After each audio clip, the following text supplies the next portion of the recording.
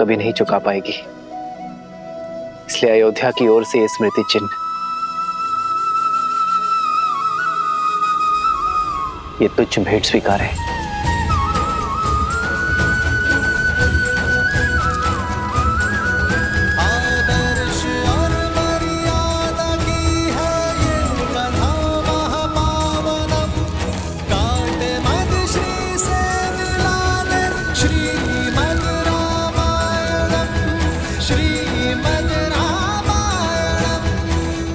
मित्र, आपके साथ रह के हम वानरों ने केवल धर्म का ज्ञान ही नहीं पाया, अपनी शक्ति का परिचय भी पाया। जाना कि संसार के हित के लिए संकट का सामना करना ही सच्ची वीरता है। मैं ये तो नहीं जानता कि वानरों ने आपकी सहायता की या आपने वानरों की, किंतु इस असहनीय वियोग की पीड़ा से पहले हमारा मार्गदर्शन कीजिए, हमें मार्ग दिखाइए, हम धर्म के मार्ग पर कैसे चलें।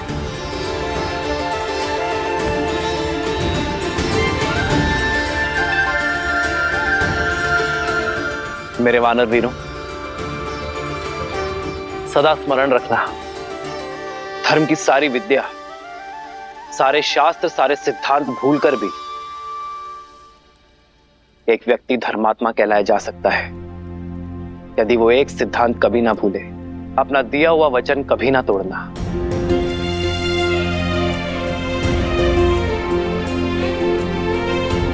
यही वो ज्ञान है जो जीवन को स्वर्ग और नर को नारायण बनाता है। विचार करो, एक मनुष्य बीहड़ में तपते रेगिस्तान में प्यासा भटक रहा है, और यदि कोई उससे आकर कहे कि उत्तर नहीं पूर्व में जाना है, मैं वचन देता हूं वहां तुम्हें कुआं अवश्य मिलेगा, और यदि उस व्यक्ति का वचन मिथ्या निकल जाए तो उस प्यासे का जीवन संकट में आ सकता है। तुम्हारा ये वचन किसी के जीवन जीने की योजना का आधार हो सकता है, किसी को कुछ पाने का विचार दे सकता है, किसी को जीवन जीने का आधार देना और वो आधार कभी ना छीनना, यही तो वास्तविक धर्म है। यदि किसी व्यक्ति का जीवन वचन टूट जाने के कारण संकट में आता है तो पाप वचन देने वाले को ही लगता है। ये बात हर राजा, हर नेता, हर नायक को स्मरण रखनी चाहिए। रघुकुल की भी तो यही रीत है, प्राण जाए पर वचन मिथ्या ना हो पाए। रघुकुल रीत सदा चली आई, प्राण जाए पर वचन न जाए। श्री रामचंद्र कृपालु भजु मन हरण भव भय दारुणम, नव कंज लोचन कंज मुख कर कंज पद कंजारुणम।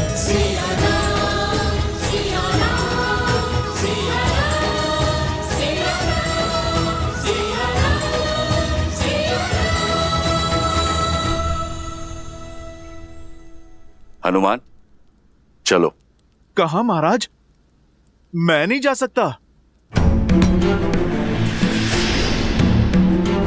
मुझे अभी अभी वचन की महानता सिखाई प्रभु श्री राम ने। मैं अपना वचन नहीं तोड़ सकता। कौन सा वचन हनुमान? किसने दिया तुम्हें? प्रभु श्री राम का सेवक रहने का वचन, जो महाराज मैंने दिया स्वयं अपने आप को। मैंने अपने प्रभु की परछाई बनकर रहने की सौगंध खाई थी। यदि महाराज आज मैं इस अयोध्या से चला गया तो मुझे भारी पाप लगेगा, वचन तोड़ने का पाप। तुम्हारा स्थान किष्किंधा में है हनुमान। नहीं जामवंत जी, मेरा स्थान किष्किंधा में तब तक था जब तक मेरे प्रभु श्री राम वहां पर थे। लंका में तब तक था जब तक प्रभु श्री राम ने वहां पर प्रवास किया। हनुमान,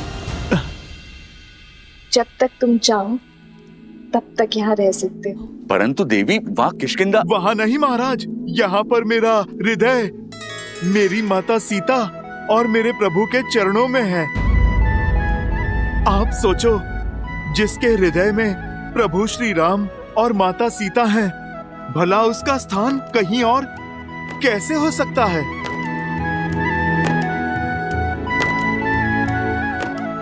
हनुमान, प्रभु श्री राम की भक्ति तो एक भाव है, वो कहीं से भी की जा सकती है। भक्ति के लिए स्थान नहीं, भावना चाहिए। महाराज सुग्रीव, वही भावना ने मुझे यहाँ इस स्थान पर रोक रखा है। मैं इससे अंतर नहीं कर सकता। अंतर तो मन में मापा जाता है हनुमान। यदि व्यक्ति के मन मिले हो तो वो कहीं भी रहे, अंतर नहीं होता। अगर व्यक्ति के मन में अंतर हो तो वो पास होते हुए भी दूर होता है।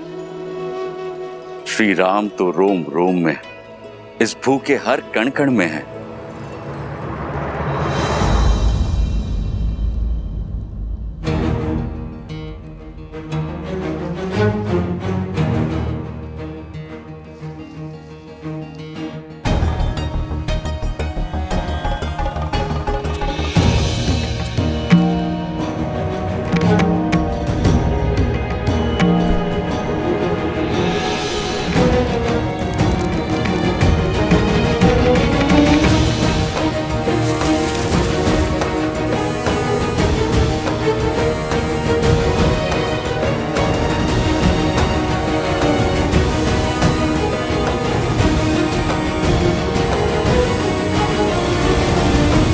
हनुमान, ये कैसी उद्दंडता है?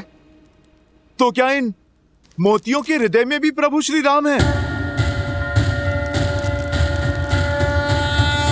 विद्यावान गुणी अति चातुर, राम काज करिबे को आतुर, प्रभु चरित्र सुनबे को रसिया, राम लखन सीता मन बसिया, लाल देह लाली लस। इसमें तो नहीं है प्रभु श्री राम। वज्र देह दानव तलत, इसमें भी नहीं है प्रभु श्री राम।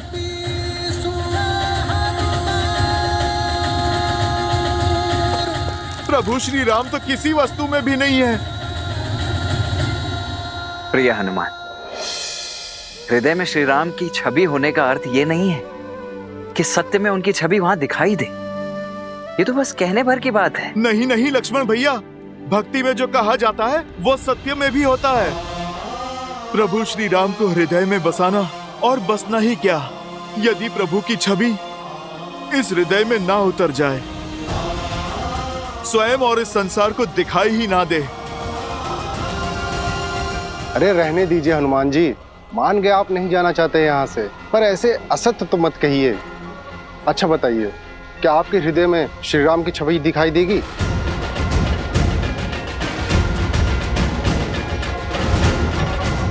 देगी, और यदि ना दिखाई दे तो हनुमान के लिए इस जीवन का, इस हृदय का कोई अर्थ नहीं।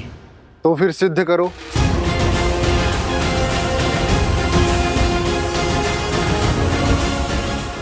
मैं अभी इसी क्षण सिद्ध करूंगा कि प्रभु श्री राम के प्रति मेरी निष्ठा सच्ची है, कि मेरे इस हृदय में मेरे प्रभु की छवि बसती है।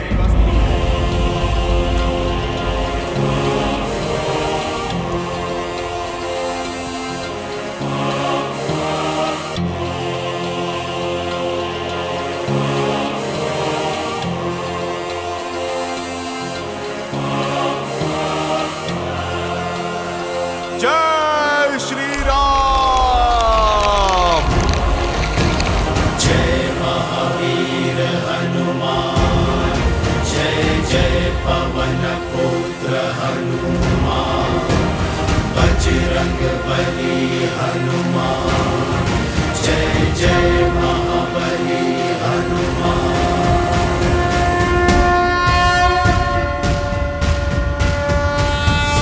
विद्यावान गुणी अति चातुर, राम काज करिबे को आतुर, प्रभु चरित्र सुनबे को रसिया, राम लखन सीता मन बसिया, लाल देह लाली लस अरु धरि लाल लगूर, वज्र देह दानव तलत, जय जय जय कपीसु हनुमान।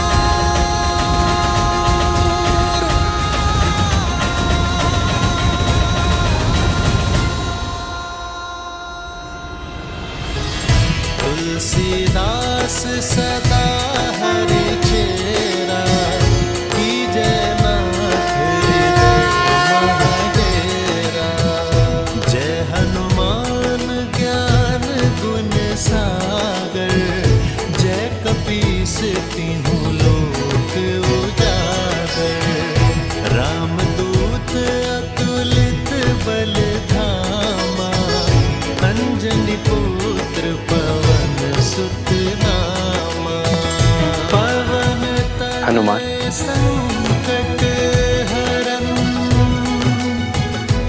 मंगल मूर्ति रूप राम लखन सीता सहित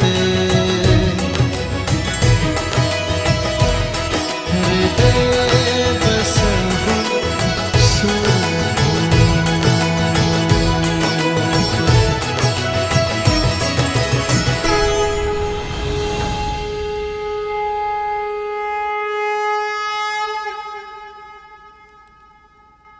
हनुमान ने उचित कहा मित्र। अब हनुमान किष्किंधा के नहीं, राम के हैं, मेरे हैं, और आजीवन अयोध्या में ही रहेंगे।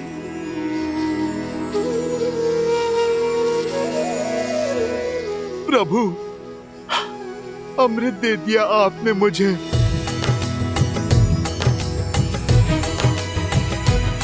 श्री गुरु चरण सरोज रज निज मनु मुकुर सुधारी।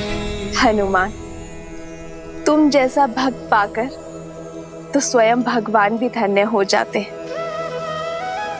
वचन दो, चाहे मैं श्री राम के साथ रहूं ना रहूं, तुम सदा श्री राम के साथ रहोगे।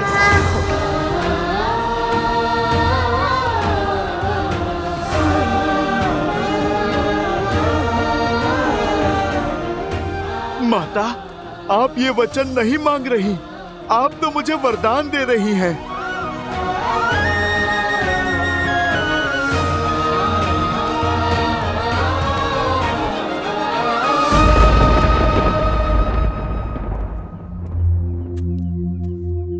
मेरी पत्नी अब तक नहीं लौटी, कुछ पता नहीं कहाँ रह गई।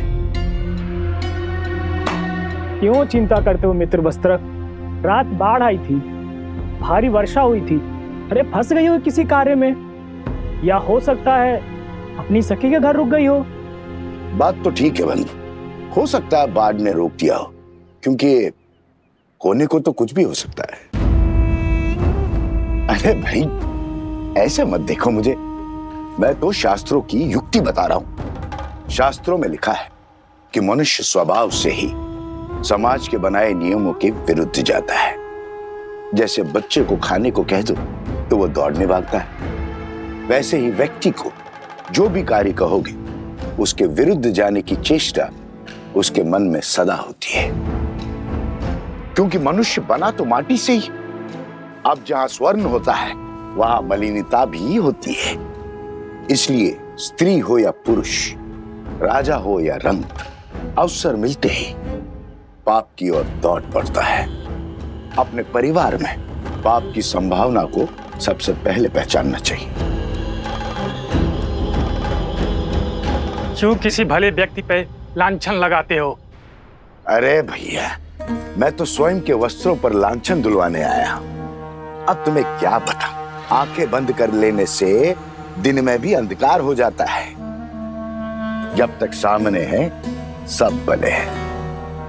जैसे ही आंखों से ओझल हो गए, अब जंगल में मोर कहाँ नाचा, किसके साथ नाचा, कहाँ देखने जाओगे?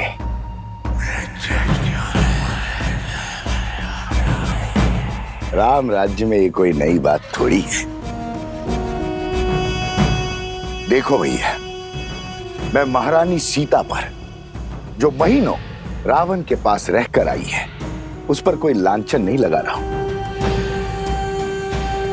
और ना ही मेरा इस वस्त्र की पत्नी से कोई बैर है।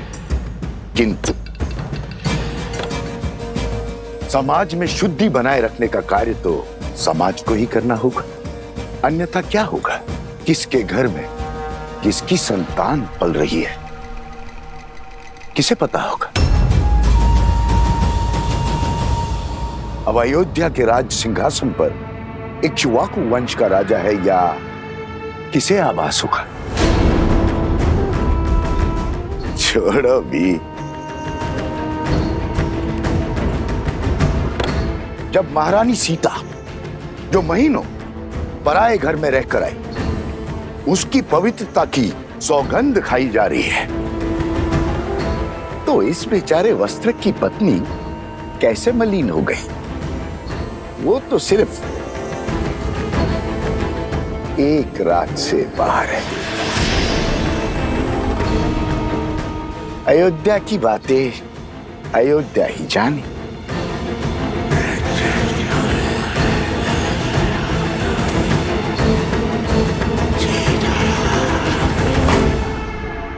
ये तो केवल आरंभ है आचार्य। हमें ऐसे और कई केंद्र स्थापित करने हैं। संपूर्ण कौशल राज्य से आने वाले सभी विद्यार्थियों को वैदिक ज्ञान का केंद्र देना है। ऐसा केंद्र जहां केवल आध्यात्मिक और वैदिक ज्ञान ही नहीं, बल्कि व्यवहार की कुशलता और दिन प्रतिदिन के अवसादों से लड़ने की क्षमता भी देगा। चरित्र और शारीरिक बल को विकसित करने का अवसर भी दिया जाएगा, क्योंकि जो तन और मन से सामर्थ्यवान होगा वही समाज की अनुचित सोच से भी लड़ पाएगा, उसे बदलकर रामराज्य स्थापित कर पाएगा। इसलिए आपको आमंत्रित किया गया आचार्य, ताकि इस स्थान को श्रेष्ठ आचार्य और कुलपति मिले।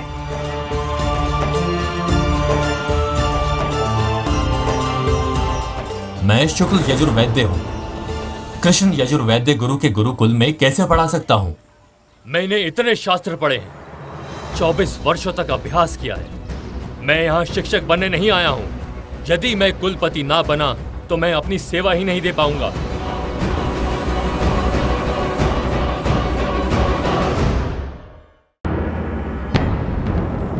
मैं सहस्त्र रावण अपने सहस्त्रों मुंह से तुम्हारे मंत्रियों और अधिकारियों में लोभ और लालच भर दूंगा। प्रजा के मन में अविश्वास और संघर्ष का बीज बो दूंगा।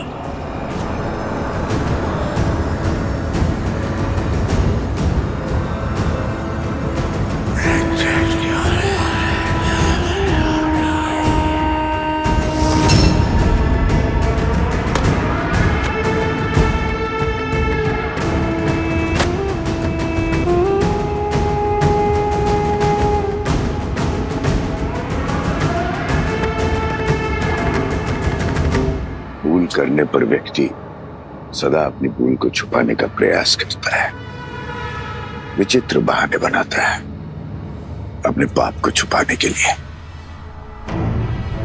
किंतु शब्दों से कभी विश्वास में आई दरार भरती है क्या? मूर्ख होते हैं वो लोग जो शब्दों पर विश्वास करके पाप को आगे बढ़ने का आश्रय देते हैं।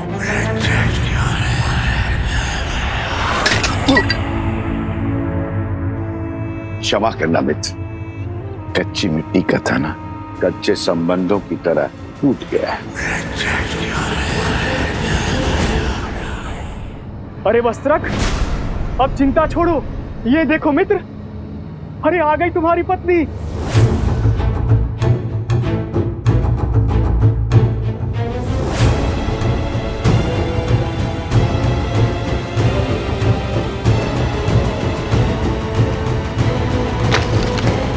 जो आ रही है ना वो, कह देना उससे अब मेरा उससे कोई संबंध नहीं रहा। जहां उसने रात्रि बिताई है वहीं जाकर अपना जीवन बिताए। स्वामी, स्वामी क्षमा कर दीजिए मुझे। वातावरण बड़ा ही भयानक था। वर्षा और आंधी के कारण रात्रि रुकना पड़ा और नदी में भी ज्वार आया था। और मित्र, कह दो इससे, मैं शब्दों के जाल में उलझने वाला नहीं हूँ। मैं एक वस्त्रक हूँ, वस्त्रक। लांछन चाहे व्यक्ति में लगा हो या वस्त्र में, मैं इससे तुरंत पहचान लेता हूँ।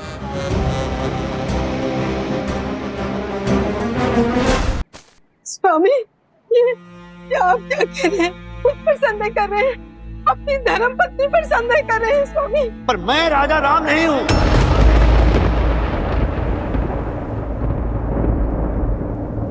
एक कच्ची मिट्टी के टूटे हुए पात्र को जोड़कर रखना नहीं आता। मैं तेरा मुख तक नहीं देखना चाहता। स्वामी, अब तेरा इस घर में और मेरे जीवन में कोई स्थान नहीं है। जहां तूने रात्रि बिताई है वहीं जाकर अपना जीवन व्यतीत कर। जा।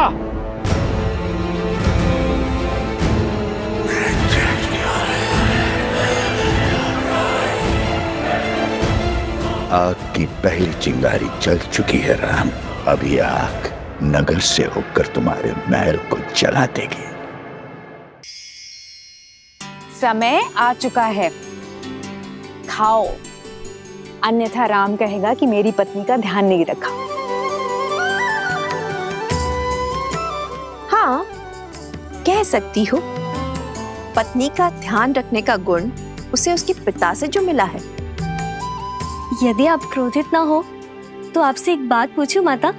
क्या पिताश्री महाराज दशरथ भी आपका इतना ही ध्यान रखते थे?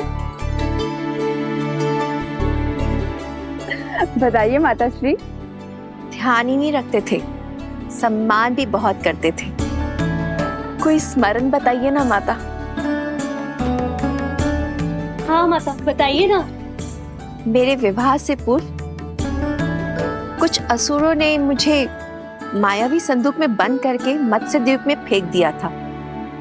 उनकी मंशा थी कि मेरा विवाह महाराज दशरथ से ना हो, किंतु महाराज दशरथ ने मुझे खोज ही निकाला, मेरे प्राण भी बचाए, मुझसे विवाह भी किया। आप इतने समय अकेले राक्षसों के बीच किसी सुदूर द्वीप पर रही, फिर भी महाराज ने आपसे विवाह किया? हाँ, क्योंकि मेरे पति का प्रेम ही नहीं, विश्वास भी अटल था। उन्हें विश्वास था मेरे चरित्र के ऊपर। ये कैसा दुस्साहस है सेविका? आज तक कभी किसी ने इस बात पर संदेह नहीं उठाया। अयोध्या में ऐसे प्रश्नों का कोई स्थान नहीं है।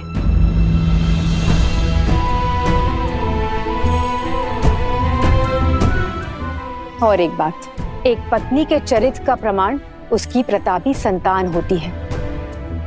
और एक चेतावनी कान खोलकर सुन लो, फिर कभी ऐसे फूहड़ प्रश्न नहीं उठने चाहिए। जो प्रश्न मन को दूषित करे, उनका भविष्य को दूषित करना निश्चित है।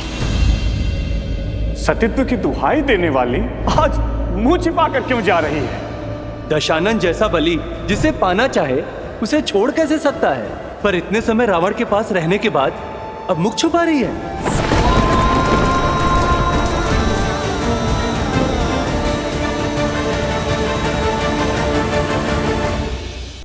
महाराज, नदी में ज्वार आया हुआ था, नौका नहीं मिला, भयानक आंधी और वर्षा हो रही थी। इसी कारण मैं अंधकार के पूर्व घर न लौट सकी। सिर्फ इसीलिए मेरे पति ने मेरा बहिष्कार कर दिया।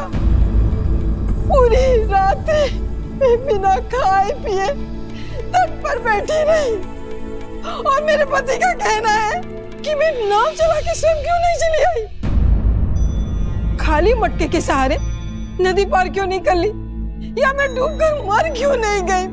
महाराज, मैं उनका संदेह कैसे दूर करूं, कैसे सिद्ध करूं कि इनके अतिरिक्त मेरे इस मन में किसी और का स्थान है ही नहीं।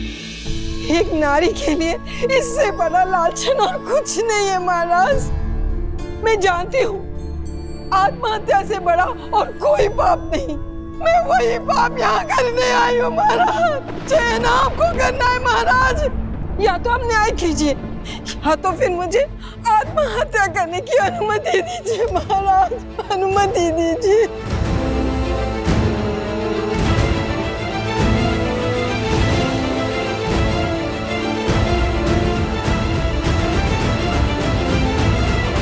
भैया, हमें इसी क्षण जाकर उस वस्त्रक को दंड देना चाहिए और यदि आवश्यकता पड़ी तो पूरे समाज को दंडित करना चाहिए।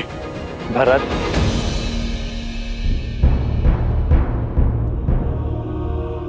अपने सत्य का कोई साक्षी है आपके पास? हाँ महाराज, है एक साक्षी। वो नाविक जो मेरे साथ रात को उस पार बैठा हुआ था, वो भी जल स्तर उतरने की प्रतीक्षा कर रहा था। और प्रातः काल जब सब लोग जा रहे थे, उन सब ने देखा था कि हम दूर दूर बैठे थे।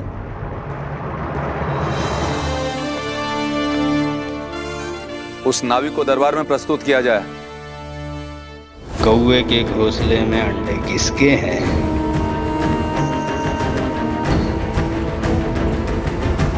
किसने बोला? बोलो, किसने बोला? तुम्हारे मंत्रियों और अधिकारियों में लोभ और लालच भर दूंगा। प्रजा के मन में अविश्वास और संघर्ष का बीज बो दूंगा।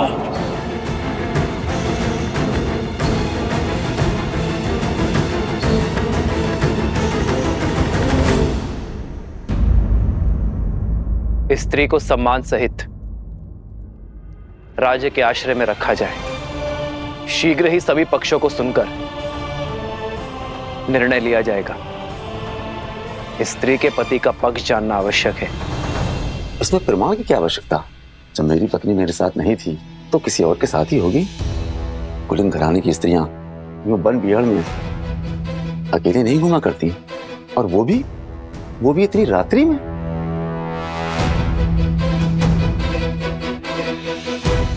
राजकुमार, राजमहल में घटनाएं छुपाना सरल है, क्योंकि भय के मारे वहां कोई कुछ नहीं बोल सकता।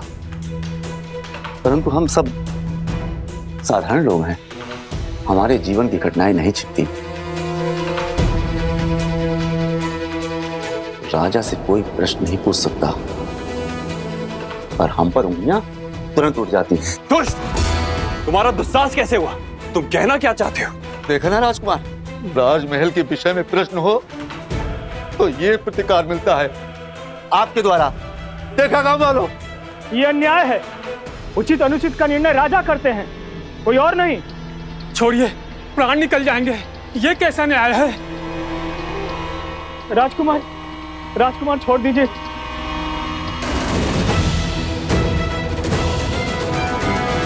मैं आप सबसे क्षमा मांगता हूं। मैं आवेश में आ गया था, पर आपका पक्ष राजा राम ही देखेंगे। आपका पक्ष सुनकर ही निर्णय किया जाएगा।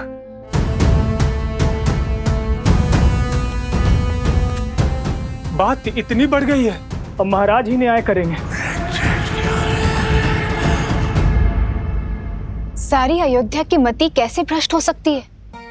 माना कि वस्त्रक के मन में सहस्त्रमुख रावण ने विष घोल दिया, किंतु सारी प्रजा अपने सोचने समझने की क्षमता को भूलकर अनुचित का अनुसरण कैसे कर सकती है? किसी ने कुछ कह दिया, बस उसी सोच को थामे हुए हैं।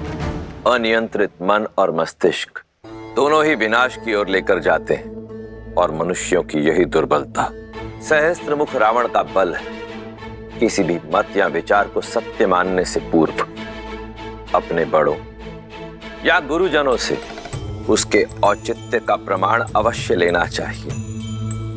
परंतु लोग अपने भीतर विद्यमान अहंकार की बेड़ियों के रहते ऐसा नहीं कर पाते, और अपने अपने तथ्यों को सत्य मान अपने अपने निष्कर्ष निकाल बैठते। कुछ ऐसा ही हो रहा है अयोध्या की प्रजा के साथ। अब सिया राम का अगला युद्ध इसी सोच के विरुद्ध होगा। ये द्वंद्व ही है उनके जीवन का अगला पड़ाव।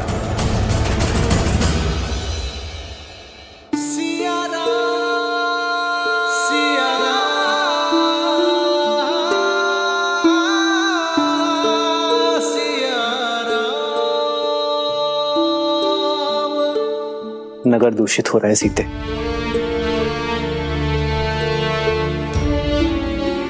आज एक स्त्री को उसके पति ने केवल इसलिए घर से निकाल दिया क्योंकि उसे उसके चरित्र पर संदेह था, क्योंकि किसी संकट के कारण उसे एक रात्रि घर से बाहर रहना पड़ा।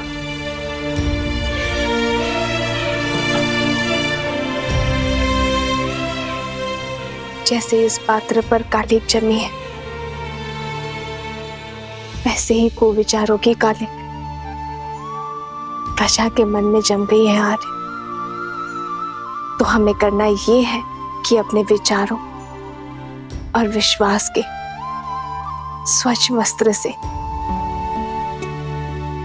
इस कालिक को पोंछना है। जब कालिक साफ हो जाएगी तो हमारी अयोध्या फिर से दमक जाएगी। राम सिया राम सिया राम सिया राम राम सिया राम सिया राम।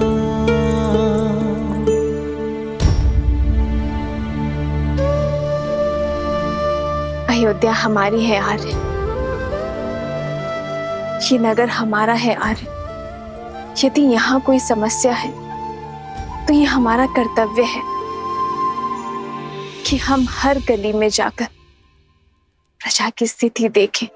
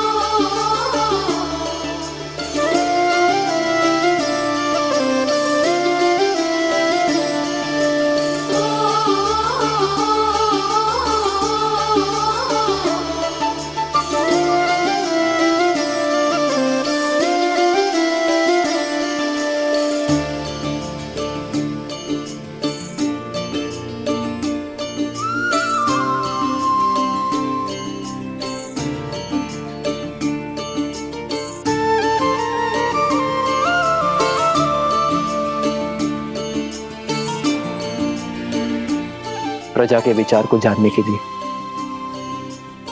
प्रजा का अंग बनना होगा सीते। जो एक राजा के आगे अपनी बात खुलकर नहीं कह पाएंगे, वो एक साधारण नागरिक के आगे अपनी बात कभी नहीं छुपाएंगे। प्रतिदिन आप पर गर्व बढ़ता ही जाता है आर्य। आप जितने अच्छे पति और पुत्र हैं, उससे भी अच्छे राजा हैं।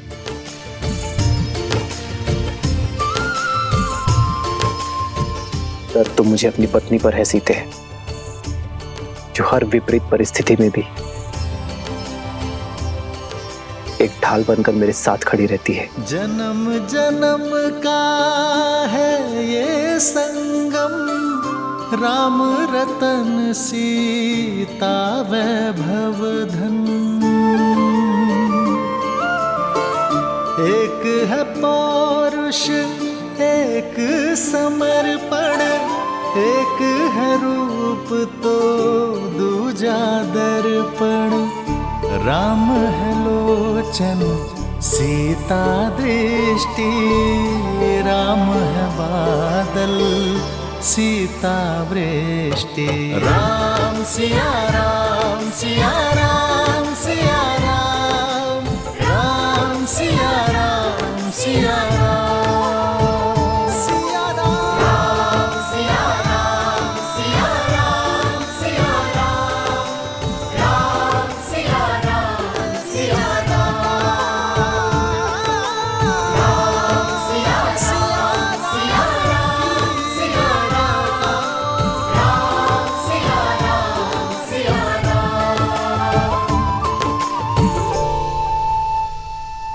हे महादेव, श्री राम को इस युद्ध में विजय देना, अयोध्या को हर संकट से बचाना। सुना है कि राजा के भाई शत्रुघ्न ने वस्त्रक पर आक्रमण कर दिया है। वही तो, ये कैसा शासन है? जब किसी पर आरोप लगता है तो उसका न्याय किया जाता है, ना कि इसे ऐसे ही कहीं से उसको पकड़ लिया जाता है। प्रजा उचित अनुचित की सीख अपने राजा से ही तो पाती है। यदि हमारे रघुवंशी ऐसा समाज बनाना चाहते हैं जहां स्त्रियों की त्रुटियों पर पर्दा डाला जाए, तो ऐसे तो हम दूसरे नगर में पहुंच जाएंगे भाई।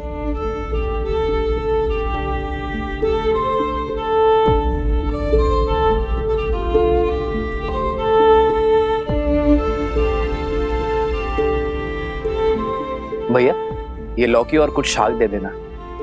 सुना है वस्त्र को राजसभा में बुलाया गया है, कहीं उसका प्रश्न अनुचित तो नहीं? न प्रश्न अनुचित था, न पत्नी का परित्याग। खाने की वस्तुएं भी पवित्र है या नहीं है जांचा जाता है, परंतु पत्नी की पवित्रता कैसे जांचें? पवित्रता का प्रमाण तो खोजना होगा, अन्यथा हम अपनी पत्नी पर संदेह करेंगे और उनसे प्रश्न करेंगे और हमारे भले पूरे परिवार नष्ट हो जाएंगे। जब राज परिवार ने स्वयं ही अनुचित उदाहरण प्रस्तुत कर दिया है तो कोई क्या करे। ये लीजिए भैया।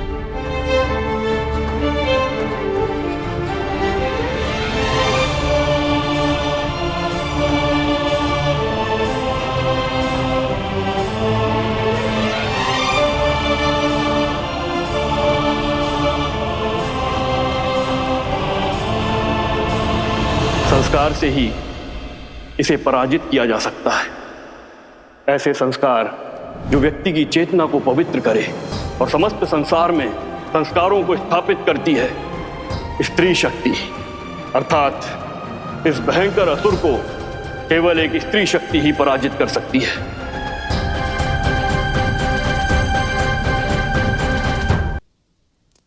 पुंसावन संस्कार तो मंगल पूर्वक संपन्न हो गया। अब सीमांतोन्नयन की सज्जा प्रारंभ करनी है।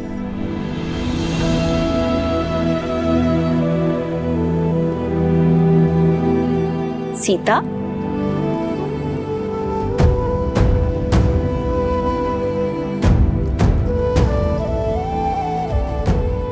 पुत्री, अभी तक जाग रही हो?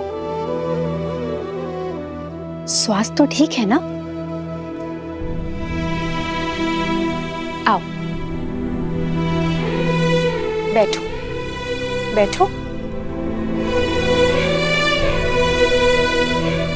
घबराहट हो रही है?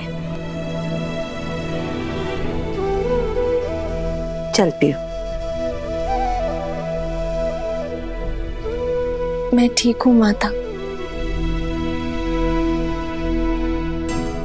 बस श्री राम की प्रतीक्षा कर रही थी। आपके कक्ष में प्रकाश देखा तो यहाँ आ गई। आप अभी तक सोए नहीं? तुम्हारी नींद पति ने उड़ाई है और हमारे पुत्र ने। नींद ही क्या, दादी बनने के आनंद ने भूख और प्यास सब ले लिया है।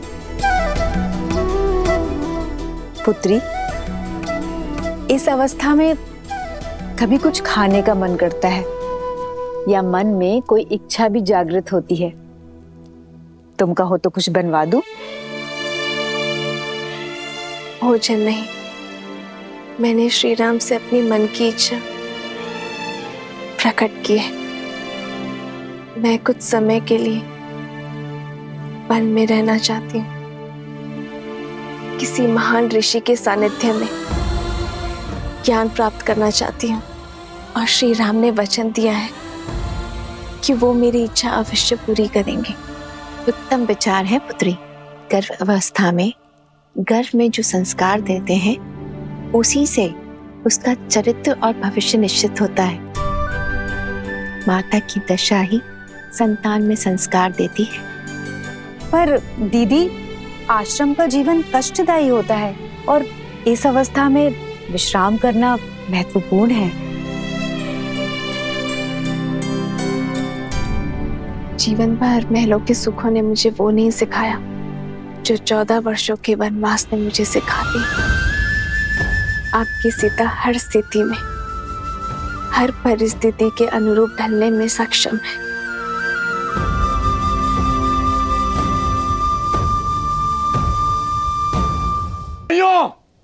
ये सारा दोष इन नाभिकों का है, तो धारा पार कराने की आड़ में अपना दूषित खेल खेलते हैं।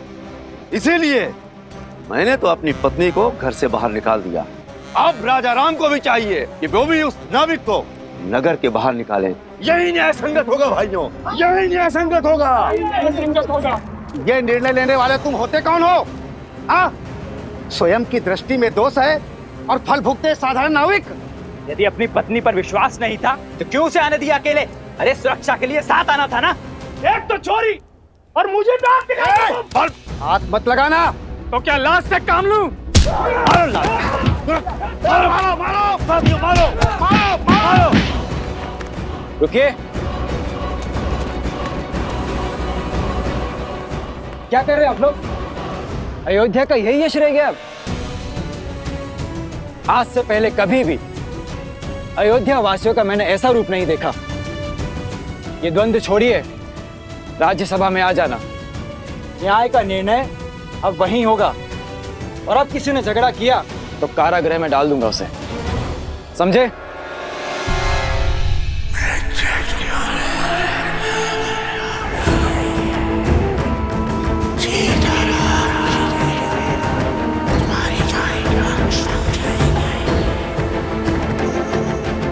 कल का दिन मेरे राज्य के लिए बहुत कठिन होगा। मुझे एक कठिन और कटु निर्णय लेना होगा।